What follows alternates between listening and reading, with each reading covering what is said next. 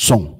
Graça e paz, meus irmãos, que alegria podemos estar juntos mais uma vez para louvar e bendizer o nome do nosso Senhor e Salvador Jesus Cristo. Mais um domingo, mais uma semana que se inicia e muitas atividades, né? Nós estamos aí na semana de preparação, uma reta final para a nossa cantata de Natal e nós estamos muito felizes com tudo que Deus está fazendo através da vida das nossas crianças e também dos adultos que estão aí participando, né? Na última sexta-feira, tivemos um ensaio aqui muito legal, muito divertido também, foi bem legal estar com as crianças aqui, com os adultos, preparando aí os detalhes finais para a nossa programação, que vai ser no próximo domingo, tá? E eu quero lembrar aos irmãos que no próximo domingo a nossa programação será diferente, aqueles também que nos acompanham pela internet. Nós não teremos o culto pela manhã no horário habitual, das 10h30, horário aqui de Portugal. Nós estaremos cultuando ao Senhor às 20 horas, então 8 horas da noite, momento em que nós estaremos celebrando o Natal através de uma linda cantata preparada aí pelos nossos irmãos e encenado aí também por alguns irmãos e também as nossas crianças que estarão cantando e louvando ao nosso Deus. Então, próximo domingo, você não pode perder, teremos aqui essa atividade, esse culto ao nosso Deus para celebrar o nascimento do nosso Senhor e Salvador Jesus Cristo. Por isso, faremos no domingo, até por conta dos cuidados também que precisam ter, e domingo a gente já estaremos todos aqui, vai ser bem melhor estarmos juntos aqui, tá bom? Quero pedir a todos que possam, por gentileza, abrir as vossas Bíblias em Atos, capítulo de número 9, né? Finalmente chegamos no capítulo de número 9, e vamos estar lendo alguns versículos desse texto. Atos, capítulo de número 9, a partir do verso de número 1.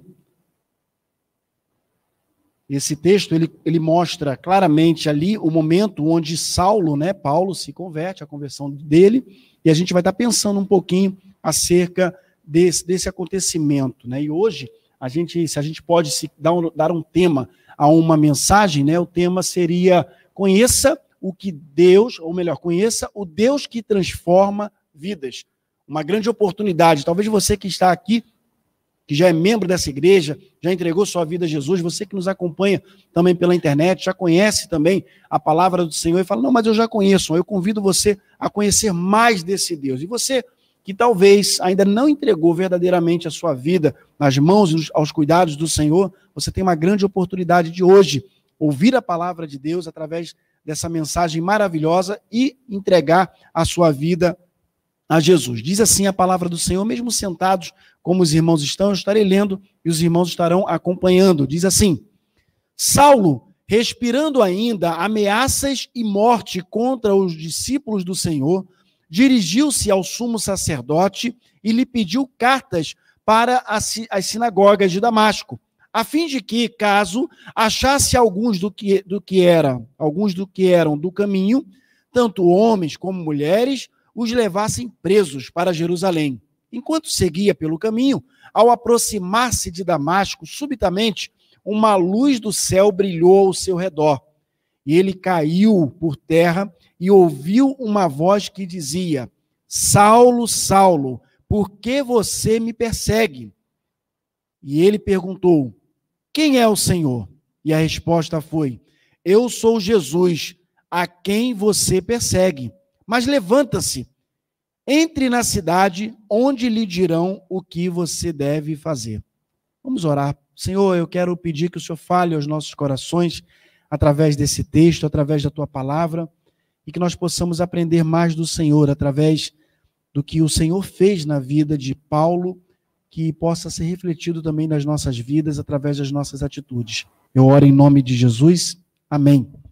Irmãos, nos últimos dias, né, na verdade, nas últimas semanas, nós passamos lendo, né, todos os versículos, capítulos anteriores de Atos, convidando os irmãos para fazer o mesmo em casa. Eu quero acreditar que os irmãos estavam a ler também, e também estudando com os nossos irmãos às segundas-feiras esse texto, até o capítulo 9. Quem está estudando às segundas-feiras conosco já está bem mais na frente. Mas hoje nós vamos partilhar a palavra de Deus nesse texto e pensar um pouco no que aconteceu na vida de Saulo, né?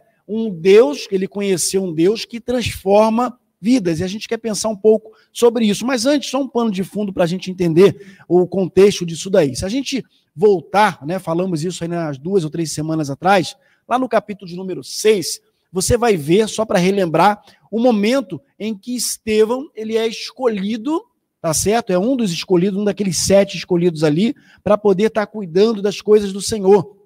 Diz a palavra do Senhor que, ainda no capítulo 6, verso 7, a palavra de Deus, por conta das atitudes, de todos os cuidados daqueles homens e mulheres ali, crescia em Jerusalém e o número de discípulos se multiplicava cada vez mais. Está aí na sua Bíblia, você pode conferir no verso número 7. A partir do verso número 8, a gente vê Estevão diante do Sinédrio. E ele é levado ali, só para poder trazer à sua memória o que aconteceu, ele é levado ali por estar fazendo aquilo que agrada ao coração de Deus. Ele não estava matando ninguém, ele não estava roubando ninguém, ele não estava fazendo nada contra o Estado, se assim podemos dizer, ele estava apenas partilhando do amor de Deus contra as pessoas. E ele foi levado diante de Sinédrio, e no capítulo 7 a gente vê a sua defesa, disse para os irmãos, na ocasião que talvez uma das pregações mais maravilhosas que encontramos ali no capítulo de números, no livro de Atos, é justamente esse sermão aí, essa palavra aí de Estevão, falando naqueles homens ali. E ainda nesse capítulo a gente vê a sua morte. No finalzinho dele, início do capítulo 8, a gente percebe claramente o que aconteceu ali, né? Que Paulo, no caso Saulo, consentia na morte de Estevão. Está lá no primeiro versículo do capítulo de número 8. E aí várias coisas acontecem, falamos sobre várias coisas, e chegamos no capítulo de número 9, onde começa logo o texto dizendo o seguinte, que Saulo ainda respirava ameaças contra os discípulos do Senhor. Saulo, ele estava com raiva, realmente, e ele estava querendo, a todo modo, né, ir contra aqueles homens e mulheres que pregavam a palavra de Deus. É interessante a gente observar, ainda no versículo de número 2, que diz o seguinte, que ele pediu cartas, né, às sinagogas, no caso pediu cartas, foi o sumo sacerdote, pediu cartas para as sinagogas de Damasco, a fim de que quando ele achasse alguns que eram do caminho, é interessante a gente observar que, não sei qual é a versão que está na sua Bíblia aí, mas se tiver escrito a palavra caminho, você vai perceber que está com C maiúsculo, ou seja, seria a mesma coisa de dizer o seguinte, se ele achasse alguns que seguiam a Jesus, alguns que eram cristãos, alguns que adoravam o Mestre, alguns que reconheciam Jesus como o único e suficiente Salvador de suas vidas. E aí tem uma vírgula aí que ele diz o seguinte, tanto homens quanto mulheres, ou seja, não interessa quem.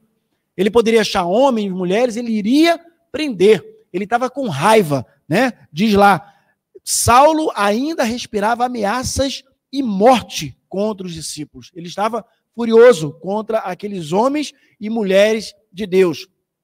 Só que no caminho para Damasco acontece aquilo que você já sabe. Uma luz forte veio em cima de si, né, ao seu redor, e ele caiu. Né? A palavra de Deus não diz se ele caiu do cavalo, etc. Alguns falam isso. Lógico que ele não estava, acredita-se que ele não estava a pé, porque era o carro do momento, era esse, né? O transporte do momento era esse, mas alguns dizem, pode ser de uma montaria, ou seja, um cavalo, uma carruagem, ou coisa parecida, mas diz que ele caiu, certo? Não importa se ele estava montado ou não, ele caiu, isso é que importa. E ao cair, quando ele cai, ele ouve uma voz. Ele ouve uma voz e ele pergunta, quem é, Senhor? Quem é, Senhor? Ele fala, eu sou esse a quem você está perseguindo. Eu sou Jesus. Eu sou esse Jesus a quem você persegue. Se a gente continuar o texto, nós lemos só até o 6, aliás, um pouquinho antes mesmo, ainda no 6, diz que quando Jesus fala assim, olha, eu sou Jesus a quem você persegue, no 5, no 6, ele diz assim, mas levanta-se e entra na cidade que lhe dirão o que deve fazer.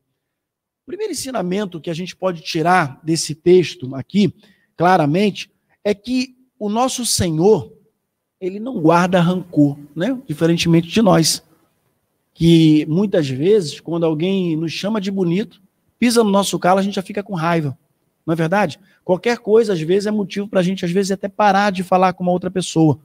Jesus, talvez, irmão Marcos, poderia falar assim, agora eu te peguei, e aí? Quer me pegar? Estou aqui. Mas não, o que ele faz? Eu sou Jesus a quem tu persegues.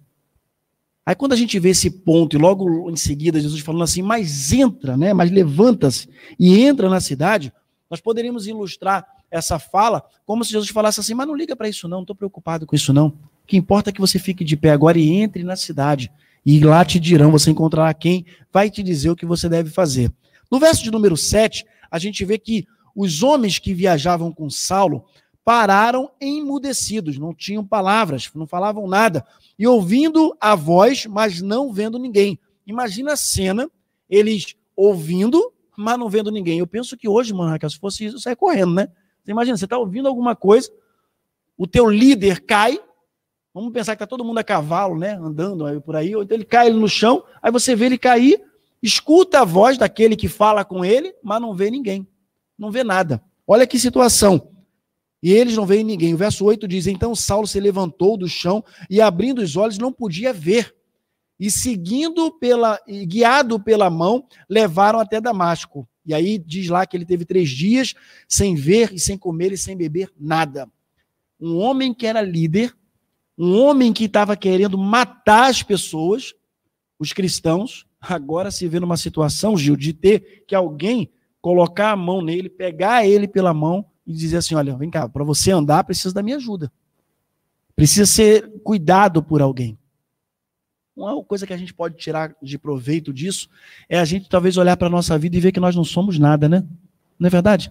Às vezes basta, irmão Luiz, uma gripezinha, uma doença, talvez uma dor de cabeça mais forte, não é para a gente pegar e dizer, hoje está difícil de trabalhar.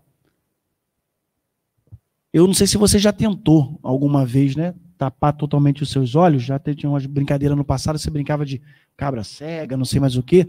Eu não sei se acontece com você, mas dá um nervoso muito grande, você ter a sensação de que não está vendo nada, e você não está vendo realmente nada. Ou que talvez, eu corrigi a frase aqui, a sensação de que logo na frente tem um buraco. É muito ruim realmente, eu fico pensando as pessoas que têm dificuldade de enxergar ou que não enxergam nada. Aquele homem, Saulo, ele passou, a partir daquele momento, a não ver nada durante 3 dias, dependendo de pessoas para cuidar de si. O texto não diz, mas nós, né, quem trabalha aí de cuidador, irmão Marcos, irmã Amanda, sabe que como fica debilitada uma pessoa, né, dependendo de outras pessoas, se ela tem alguma dificuldade em locomoção, coisa parecida, ela depende em tudo. O texto não diz, mas subentende-se que se ele ficou 3 dias ali naquela situação, ele, para qualquer coisa, até para ir ao banheiro ou coisa para ele, estava precisando de alguém que o guiasse. Olha que situação. Saulo, o cara que quer matar todo mundo, o cara que quer levar as pessoas presas, ele simplesmente agora depende de alguém ou de pessoas para cuidar de si. Deus, o Deus que transforma vidas. No verso de número 15, mais um pouquinho à frente, a gente consegue perceber algo muito interessante. Se você trouxe caneta e quiser anotar ou riscar aí a sua Bíblia, é interessante, né? Deus, ele escolhe pessoas sempre para o servir. Ele sempre vai escolher pessoas. Nós precisamos entender, meus irmãos, que você e eu, nós não somos um acidente. Às vezes, não por um acaso, né? Agora estou servindo a Deus. Não, nós não somos um acidente. Nós não somos um acidente de percurso. Já viu aquela história que a pessoa fala assim, né? Não, eu estava casada, tá, etc, ou casado, né? E aí, quando menos esperei, caramba, nem estava planejando ter filhos naquele ano, engravidou, né? Né, Angélica? Estava nem planejando um filho para aquele momento ali, engravidou, né? Talvez não é plano seu, mas é plano de Deus. Nada acontece por um acaso. Lá em casa a gente gosta de dizer que nós planejamos os nossos filhos, planejamos mesmo. E pedimos ao Senhor, foi tudo muito bem planejado mesmo, no momento que a gente ia se preparar, preparar o plano de saúde, tudo direitinho ali, para quando chegar o momento de ter a criança e a Alessandra engravidar, tá tudo direitinho, não ter nenhuma dificuldade financeira, enfim. Então nos preparamos realmente para aquilo acontecer. Mas, por mais que tenha sido um preparo nosso, Deus já sabia há muito tempo que Raquel ia nascer. E logo depois Emanuel. Assim, certamente na vida de Jean e Raquel, em relação à Vitória e à Núria, de Luiz e de Francilene em relação a Maria e a Samuel, e assim sucessivamente. Cada um de nós. Nós não somos um acidente. Deus, ele sabia exatamente o momento em que cada um de nós iria nascer. Olha só no verso de número 15, a gente vai ler alguma coisa aí à volta, diz o seguinte, tá? Aliás, a partir do verso número 10, vale a pena a gente destacar algumas coisas que aconteceram. Que havia um homem em Damasco, a gente vai chegar lá no 15, mas olha que interessante. Havia um homem em Damasco, um discípulo chamado Ananias, ou seja, era um homem que servia a Deus. Não era um homem temente ao Senhor. Diz a palavra do Senhor que ele era um discípulo, e o seu nome era Ananias. O Senhor lhe apareceu numa visão e disse o seguinte, Ananias, ao que respondeu, eis-me aqui, Senhor.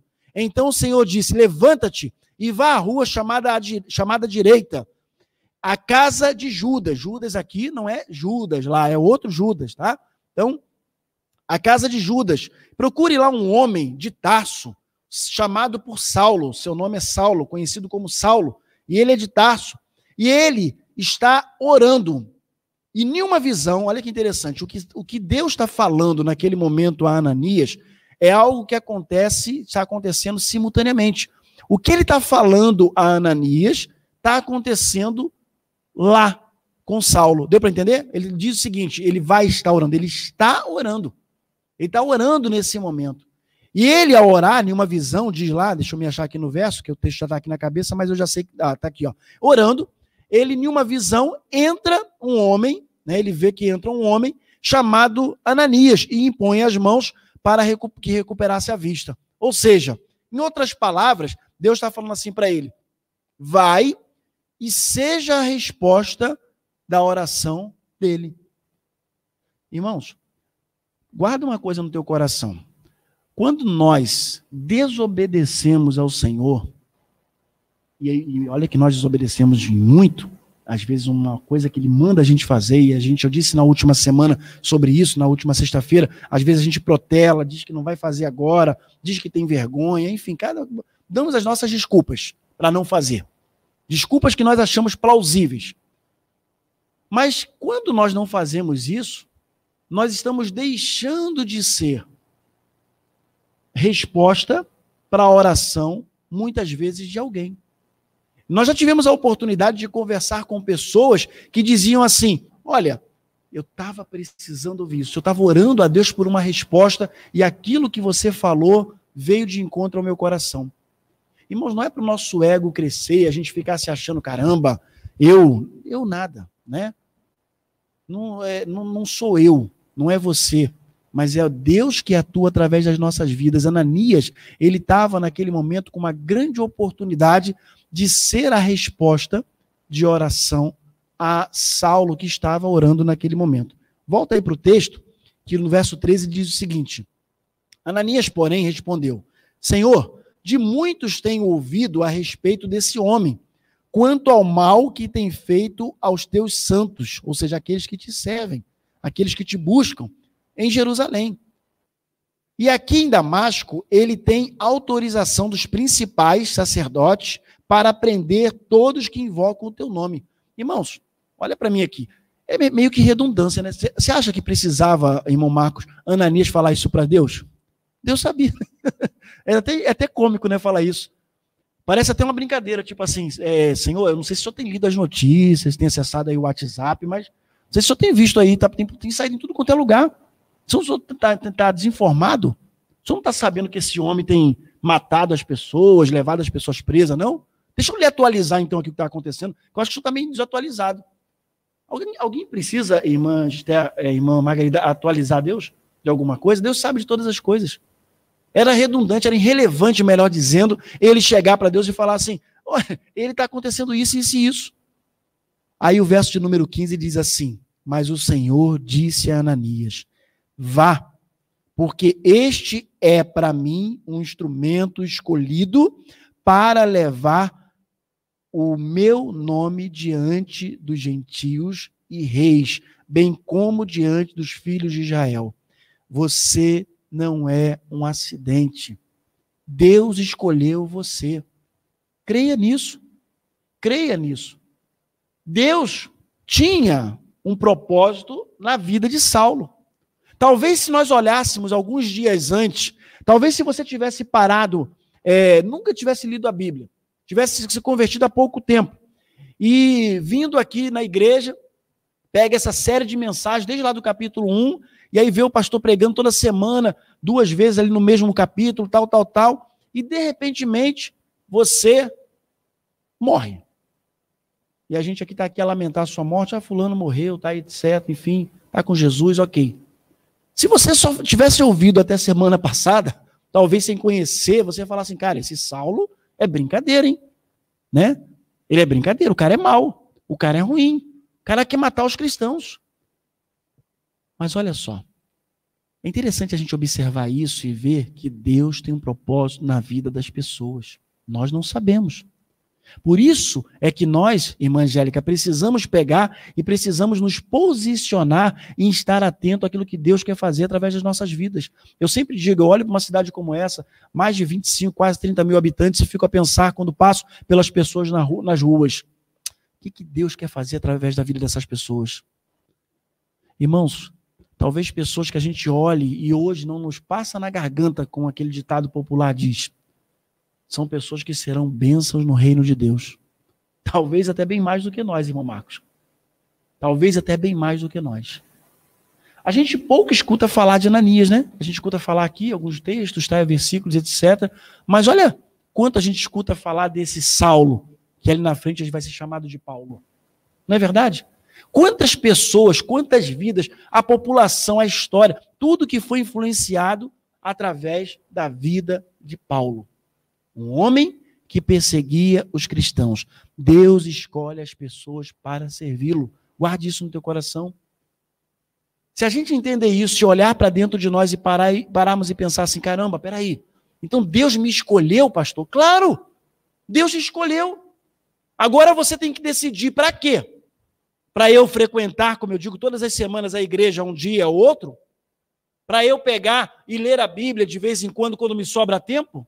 Isso é religiosidade, meus irmãos. Não foi para isso que ele te escolheu. Ele escolheu você para você fazer a diferença. Para você ser usado por Deus. Para que através da sua vida, lá no seu setor de trabalho, lá no local onde você está, você possa fazer a diferença na vida de pessoas com ações simples. E eu sempre digo, ações simples não significa convidar pessoas para ir à igreja. Mas, de repente, sendo bênção na vida de alguém. Sendo útil na vida de uma pessoa que às vezes está precisando de uma ajuda sua, até materialmente falando. E talvez, sendo bênção na vida daquela pessoa que não conhece, não tem o temor do Senhor, e você sendo bênção na vida dela, e como eu disse, de maneira material, lá na frente, quem sabe, essa pessoa pode ver nas suas atitudes algo diferente.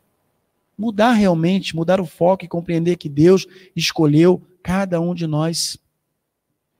Lá em Isaías, capítulo de número 44, se você quiser anotar e ler depois com calma, ler todo o texto, mas o verso 44, o capítulo 44, verso 2 diz assim: assim diz o Senhor, que te criou e te formou desde o ventre e que te ajuda, desde do ventre da sua mãe, e te ajuda.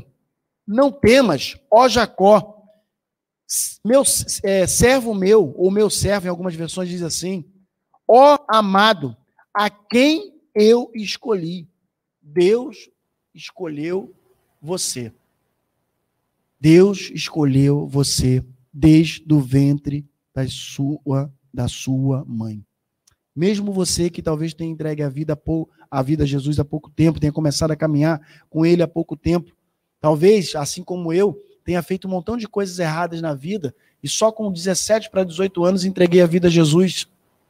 E talvez olhar para mim antes, num momento de adolescente, e ver quem eu era e o que eu fazia, pensar assim, não, o cara é crente, o cara é pastor, pela misericórdia do Senhor. Porque por nós mesmos, meus irmãos, nós não temos a menor condições. Deus é quem nos capacita. Deus é quem cuida de cada um de nós. Todos nós somos conhecidos pelo Senhor.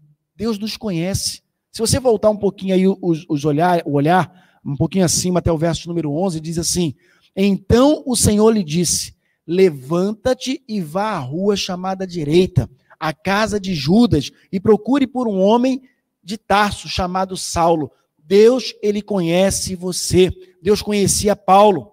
Deus conhece você pelo teu nome. Deus conhece você pelo apelido que te chamam. Deus conhece você quando você está sozinho, quando ninguém está te olhando. Lembra do que nós falamos na última sexta-feira? Deus conhece você. Deus sabe o que você faz. Ele conhece o seu coração e Ele quer usar a sua vida. Salmo de número 139 diz assim, a partir do verso número 15. Os meus ossos não te foram encobertos, quando no oculto fui formado e entretecido, olha só, como nas profundezas da terra. Os teus olhos me viram a substância ainda informe, e nos teus livros foram escritos todos os meus dias, cada um deles escritos e determinado, quando nenhum deles havia ainda. Olha só, Deus, antes de tudo, Ele já tinha determinado. Às vezes a gente se preocupa tanto, né? Esses dias estávamos a falar conversando com a Raquel, nossa filha, e conversando com ela, estávamos falando sobre... tinha um filme que tinha passado sobre um desastre aéreo, né? E aí depois, no dia seguinte, aqui tínhamos visto esse filme, filme que a Alessandra gosta muito de ver, porque ela tem muito medo de avião, né? Quando ela vê filme de desastre aéreo, imagina só, né? Aí no dia seguinte, a gente conversando, é a mesma coisa você pegar um voo, né, irmão Marcos, e de repente lá no voo, você escolhendo lá os filmes, lá vem um filme de desastre aéreo, ninguém vê, né? Eu acho que é o filme menos assistido, né? Você tá lá e de repente começa uma turbulência. Aí no dia seguinte, a gente conversando, aí minha filha falou assim, papai, saber de negócio? Eu não tenho medo, não. Eu não tenho medo, não. Aí ela falou assim, a gente fica tão preocupado. Você não falou que Deus é que sabe quando a gente vai morrer? E é verdade. Às vezes a gente fica com medo, não é à toa. Adianta o nosso medo. Aliás, se nós tivermos num avião e ele balançar ao ponto, de repente, de cair, o que vai adiantar o nosso medo? Talvez vamos morrer mais rápido, Raquel, só isso, né, de pavor ou coisa parecida. Mas Deus, Ele sabe quando nasceu o Jean, quando iria nascer o Jean, e sabe quando o Jean vai morrer. Ponto final. Ele sabe, Ele conhece todas as coisas. Ele conhece tudo, meus irmãos. Então a gente não precisa, às vezes, estar tão preocupado com tantas coisas. O próprio Jesus, ele vai dizer, não fiqueis preocupado com o que é a vez de vestir ou de comer. Ele diz para a gente não ficar ansioso ou ansiosos com coisa alguma. Ansiedade mata. Ansiedade causa estresse. Ansiedade deixa a gente nervoso. Acelera mais o coração, lá que a gente muito, sabe, preocupado e que não sei o quê. A gente precisa, ou nós precisamos nos acalmar no Senhor. Saber que precisamos viver um dia de cada vez, porque nós somos conhecidos dele. E, irmãos, olha só, por mais que você esteja, irmão Luiz, planejando ou planeando o que você vai fazer amanhã no seu trabalho, vai ser do jeito que Deus quer. Por mais que você planeie, por mais que você planeje tudo, vai ser, irmã Margarida, do jeito que Deus quer, não é do nosso jeito. Por mais que a gente planeje aquele emprego, e quando chega na hora ele não vem, vai ser do jeito que Deus quer, não é do nosso jeito. Ele nos conhece, ele conhecia Paulo. Outra coisa interessante que a gente pode tirar de proveito desse texto, para as nossas vidas, é que temos de definir quem ou o que dirige a minha vida ou a nossa vida. Nós precisamos entender isso. A gente precisa definir. Enquanto nós não definirmos quem ou o que dirige a nossa vida, meus irmãos, nós vamos ficar andando ou correndo atrás do vento. Lutando para não chegar às vezes nem a nada, nem a coisa nenhuma. Nós precisamos entender isso bem claro. Lá em Atos, capítulo de número 8, texto que nós pregamos há pouco tempo, diz lá que Saulo, porém, assolava a igreja, entrando pelas casas e arrastando homens e mulheres e colocando-os presos, ou levando-os presos. Lá em Atos, capítulo número 8, você vê isso. Já em Atos 9:1 diz, Saulo, respirando ainda ameaças e morte contra os discípulos do Senhor, dirigiu-se ao sumo sacerdote. Aí você conhece o restante do texto. Temos que definir quem ou o que dirige as nossas vidas. O verso 15 que nós já lemos diz, mas o Senhor disse a Ananias, vá, porque este é para mim um instrumento escolhido para levar o meu nome diante dos gentios, reis e reis, bem como diante dos filhos de Israel. Meus irmãos, preciso definir quem é que vai dirigir a minha vida. Quero abrir um parênteses aqui para dizer uma coisa. Tem 2 semanas já que nós estamos dando um treinamento através dos nossos queridos irmãos Dan e Mara, que são membros da 2ª Igreja Batista de Palmas. Toda segunda-feira eu quero acreditar que você está participando, mesmo que não seja ao vivo, em direto, que você possa assistir depois, falando sobre finanças, sobre como cuidar dos nossos recursos. Às vezes a gente trabalha, estamos a chegar aí no final de um ano, né? E é muito normal chegar no final do ano e todo mundo começar, irmã Francilene, a planejar a vida, né? O que eu vou fazer no ano que vem? Ano que vem eu vou começar a fazer regime, vou começar a caminhar todo dia. Ano que vem eu vou parar com esse vício que eu tenho. Ano que vem eu vou pegar e vou dedicar mais a minha vida ao Senhor. No ano que vem eu quero não ter nenhuma conta devendo às pessoas. É normal isso acontecer. Só que às vezes, quando chega lá 2, 3, 4 de janeiro, já começa, irmã Eliette, várias contas, várias coisas. Aí começa aqueles comes e bebes, um montão de coisa, né? Aí você lembra, eu tinha prometido que ia fazer regime. Aí a gente fala assim, não, vamos deixar passar as festas, né? Vamos deixar passar o ano novo. Aí vai passando, aí vem aniversário de não sei o quê, etc. E tudo aquilo que você prometeu, tudo aquilo que você disse que ia fazer, acaba esquecendo. Mesma coisa acontece muitas vezes com as nossas finanças. Às vezes, meus irmãos, quem dirige as nossas vidas é o dinheiro que nós pensamos ter. Minha filha, ela diz o seguinte, dinheiro não existe, são só números. E cada vez mais está para isso acontecer, né? É só uma coisa virtual. Antigamente se guardava um montante de dinheiro aqui. Hoje em dia você entra no aplicativo, na aplicação da internet, no banco, e fala assim, transfere tantos euros para a conta de A para B e instantaneamente já está. Aí é o que minha filha fala, são só números, não é papel mais, dinheiro é só uma coisa, você com um cartãozinho, você vai e paga alguma coisa a alguém, então a coisa está ficando meio dessa maneira. Então, assim, muitas pessoas são dirigidas por isso, pelo dinheiro. Eu abri esse parênteses para fazer um apelo a você, participe do treinamento, o 3º encontro vai ser amanhã, e depois mais um outro na segunda-feira que vem, e na última segunda-feira do mês, vamos ter um ao vivo para poder ter chance de você fazer suas perguntas, suas respostas. Eles são educadores financeiros e são cristãos. Então, à luz da palavra de Deus, eles têm a nos ensinado como cuidar bem do recurso que não é nosso, mas é que é do Senhor, para que a gente não fique endividado, para que a gente não fique sempre correndo, querendo ter, e quando chega no final, às vezes, do mês, ou passa 10 dias depois que recebeu o pagamento, você olha, caramba, acabou tudo, foi tudo embora, já paguei, já aconteceu. Então, pensa nisso. Quem dirige a sua vida? É o Senhor?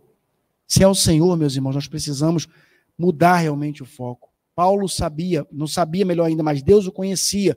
E ele disse lá no verso número 15, vai, porque esse é para mim um instrumento escolhido, e eu escolhi para que ele vá e leve a palavra diante dos gentios, dos reis e todos os filhos de Israel. Nós precisamos estar atentos e preparados, meus irmãos, para fazer aquilo que agrada ao Senhor, sempre, em todas as circunstâncias. Deus, ele tem propósitos eternos para aqueles que são seus, mesmo quando a gente não entende.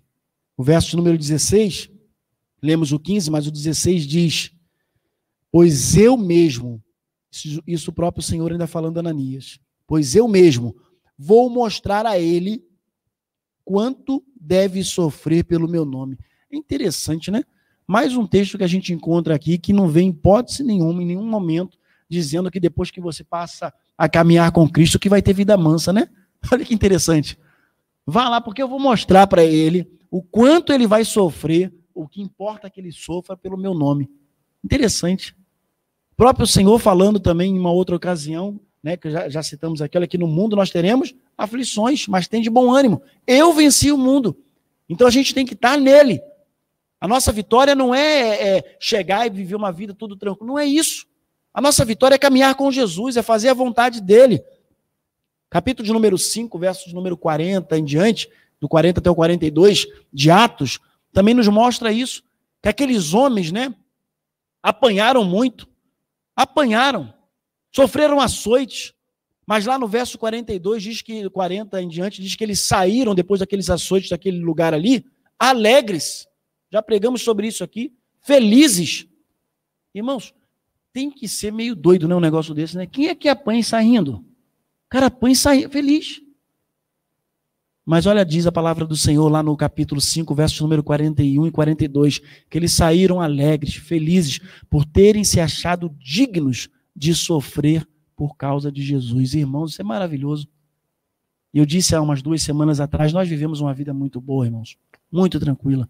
Quando a gente olha para esses discípulos aqui, olha para o início da igreja, a gente vive uma vida muito tranquila. E talvez, falta-nos olhar para eles e pensar assim, caramba, se a minha vida está tranquila, por que eu não posso fazer mais? Por que eu não posso me dedicar mais às coisas do Senhor? Por que tudo é motivo, às vezes, para poder eu reclamar? Tudo é motivo. Por quê? Por que eu vivo assim? Esses homens e mulheres aqui, irmãos, eles tinham todos os motivos, talvez até justificáveis, para dizer assim, chega, eu não vou fazer mais isso não. Mas eles saíam sempre felizes e alegres. E o texto diz, repetindo o 16, pois eu mesmo vou mostrar a ele o quanto ele deve sofrer pelo meu nome, o quanto ele deve sofrer pelo meu nome. E por último, meus irmãos, caminhando aqui para o final, tudo começa em Deus. Tudo sempre vai começar no Senhor. Não é em mim, não é na minha vontade, começa nele.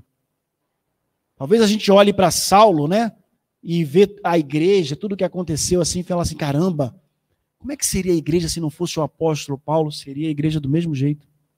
Nós vemos vários episódios de Paulo pregando, Paulo sendo preso, mandando carta para lá, carta para cá, mas, meus irmãos, é bem verdade. Teve uma participação fundamental em toda a história, claro que a gente sabe disso, mas as pessoas, Deus usou as pessoas para que o evangelho fosse propagado em todos os lugares. Nem Paulo mesmo, irmão Marcos, conseguiu em todos os lugares, não é verdade? Em alguns ele só escreveu carta. Mas Deus trabalhou no coração das pessoas. Não é o pastor Marcos, não é o Jean, não é o Luiz, não é o Ju, não. Deus vai usar as pessoas, todos nós, para que a igreja cresça, porque tudo começa nele. Colossenses capítulo 1 diz assim, pois nele, verso 16, pois nele foram criadas todas as coisas, nos céus e sobre a terra, as visíveis e também as invisíveis, sejam tronos, sejam sobrenaturais, quer principados, quer potestades, tudo foi criado por meio dele e para ele. Irmãos, tudo é dele, tudo é para ele. Quando eu entendo isso, eu talvez tenho que, aliás, passando a entender isso, a minha vida tem que mudar. Se tudo é para ele e tudo é por ele, eu tenho que olhar para a minha vida de uma maneira diferente. Espera aí, Senhor, espera aí. Se é para o Senhor, então todas as minhas atitudes têm que ser para o Senhor. E aí vamos relembrar no que a gente aprendeu aqui na sexta-feira? Se todas as minhas atitudes têm que ser para o Senhor, não fale, mas pense. E aquela atitude que eu faço que ninguém está vendo, mas que lá no fundo eu sei que desagrada ao Senhor, isso é para o Senhor? Deu para entender? Se tudo que eu faço é para o Senhor, meus irmãos, eu preciso virar a chave. Eu preciso entender que Deus transforma vidas e Ele quer transformar a minha vida também nesse dia, nesse tempo, para fazer a diferença. Jó, capítulo de número 12, verso de número 10, diz assim, na sua mão está a alma de todo ser vivente e o espírito de todo gênero humano. Tudo é para ele, meus irmãos. Em Efésios, capítulo de número 1, diz assim, nele digo, no qual fomos também feitos herança, predestinados conforme o conselho daquele que fez todas as coisas, conforme o conselho da sua vontade. Verso número 11 do capítulo de número 1. Meus irmãos, Deus nos escolheu. Deus escolheu você. Ele transformou a sua vida. Ele quer continuar transformando e moldando a sua vida, assim como fez com Saulo, assim como fez com tantas outras pessoas. Deus quer mudar a vida e a história de muita gente. Amém, meus irmãos? Que nós possamos, nesse tempo, caminhando aí para o fim de ano, né? Caminhando para um final de ano, passar e olhar para a nossa vida e pensar como nós temos vivido, como nós estamos a viver, o jeito que nós estamos a fazer as coisas. E quem sabe, dentro daquelas chamadas promessas, assumir não prometer, mas assumir um compromisso com o Senhor, de ser diferente e entender que nós precisamos viver de acordo com o que Deus espera de nós, e não com aquilo que eu acho que tem que ser ou que eu quero, mas o que Deus espera de cada um de nós.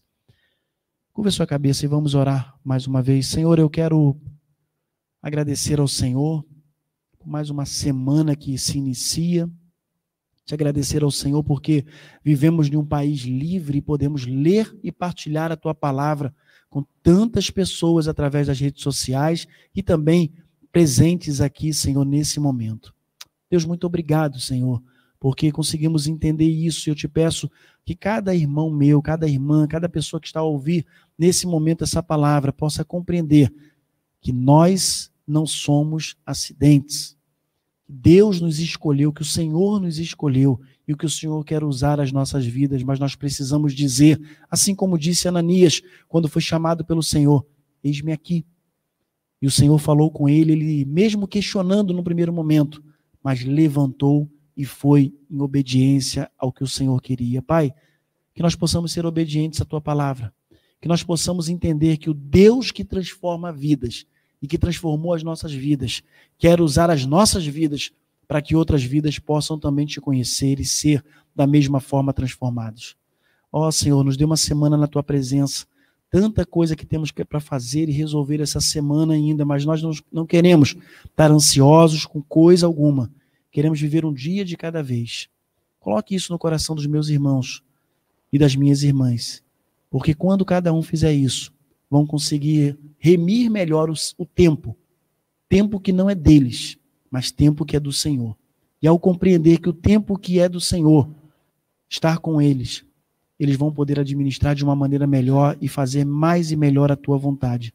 Ó Deus, não permita que erramos, não permita que entristeçamos o Teu coração, Senhor, mas que nós possamos viver sempre para agradar o Teu coração.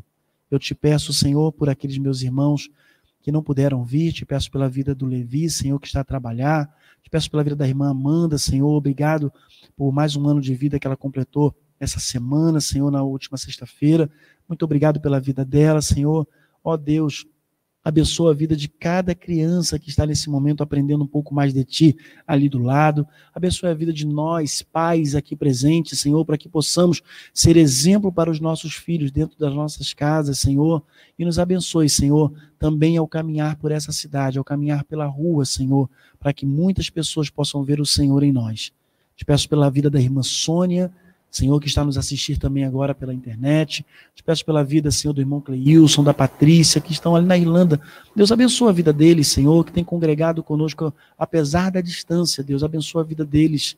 Coloco diante do Senhor a vida do seu amigo, que eu não recordo o nome agora, mas que ele partilhou comigo essa semana, que está numa situação tão delicada ali no Brasil internado. Pai, tenha misericórdia daquela vida, Senhor. Pai, em nome de Jesus, tenha misericórdia do que está a acontecer com ele nesse momento.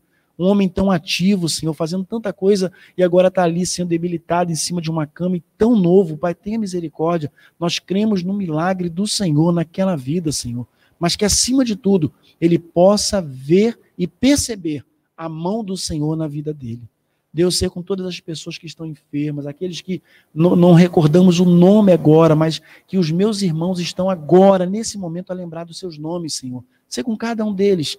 Cada parente, Senhor, cada familiar, cada amigo, cada pessoa, Senhor, que de alguma forma tem contato com os meus irmãos e as minhas irmãs aqui.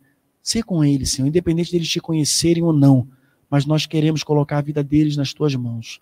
Te peço pela minha mãe também, que não está bem de saúde, tem que fazer uma cirurgia, talvez no início desse ano agora. Pai, tenha misericórdia também da minha cunhada, da saúde dela, Senhor.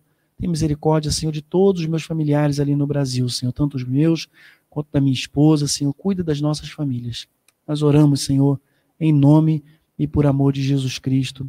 Amém e amém. Que o amor de Deus, o nosso Pai, que a graça do nosso Senhor e Salvador Jesus Cristo, e as consolações do doce e maravilhoso Espírito Santo do Senhor seja com toda a igreja do Senhor, não só hoje, mas para todo sempre. Amém e amém. Meus irmãos, que Deus abençoe a todos vocês. Você que nos acompanhou também pela internet, que Deus continue abençoando também a sua vida, que você possa abrir o seu coração para o Senhor. E você vai ficar agora com mais um vídeo da nossa campanha de missões nacionais. Você que está acompanhando aí pela internet, vai poder estar vendo agora, assistindo mais um vídeo que estamos em campanha na nossa convenção, e no final do mês de dezembro, queremos levantar uma grande oferta para enviar para os nossos missionários em nome de Jesus. Que Deus a todos abençoe. Tenha uma semana excelente.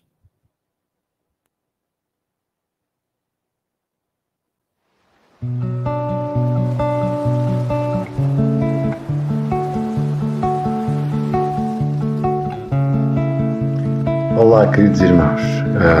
Eu quero contar o que Deus tem feito aqui no Faial e em São Jorge também. É fácil e é tentador olharmos para as coisas que nós queríamos que estivessem a acontecer e não estão, em vez de prestar atenção ao que Deus está a fazer. Alguns de vós conhecem a dificuldade que o Evangelho tem em crescer nestas ilhas. É difícil, é lento, mas mesmo assim, queridos irmãos, Deus tem dado novas conversões. Pessoas têm chegado a uma maior maturidade cristã, espiritual. Temos tido a graça de ver pessoas a amarem mais a Deus e a conhecerem melhor a palavra do Senhor. Temos lutado, tanto aqui no Faial quanto em São Jorge, com uma série de dificuldades, desde recursos até pessoas, até conversões, até maledicência, mas Deus tem feito sempre a sua obra.